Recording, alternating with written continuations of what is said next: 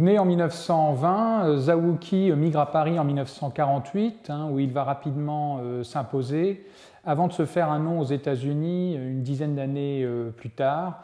Il est alors considéré comme l'un des grands représentants de l'abstraction de l'après-guerre. Donc la première moitié des années 70 correspond à toute une série de chamboulements, tant sur le plan privé que professionnel. Dans ces années-là, donc, il perd sa deuxième femme, rencontre sa troisième, et va, sur le plan de sa démarche picturale, introduire notamment l'encre de Chine. Pour la première fois, Zawuki va assumer aussi bien son héritage oriental qu'occidental. C'est durant cette période qu'il va donc peindre cette œuvre datée du 3 janvier 1980. Donc 1980 qui est une très bonne année pour Zawuki. Il est notamment nommé professeur à l'École des Arts Décoratifs de Paris. C'est à cette époque aussi qu'il est galvanisé par un événement encore plus important, sa première exposition personnelle donc dans une institution majeure française, donc à savoir le Grand Palais. Il va peindre pour cette exposition du Grand Palais deux grands triptyques. Or, ce mode de déclinaison picturale est assez rare.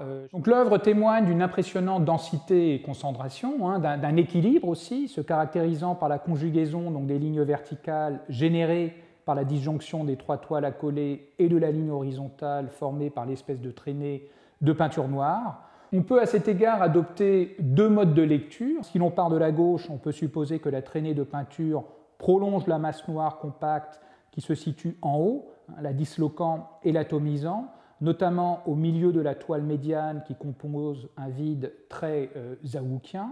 Si l'on part de la droite, la même traînée semble souligner au contraire un mouvement d'agrégation qui aboutit donc à cette mystérieuse masse noire que l'artiste a reléguée, comme dans nombre d'œuvres de cette période, dans un coin.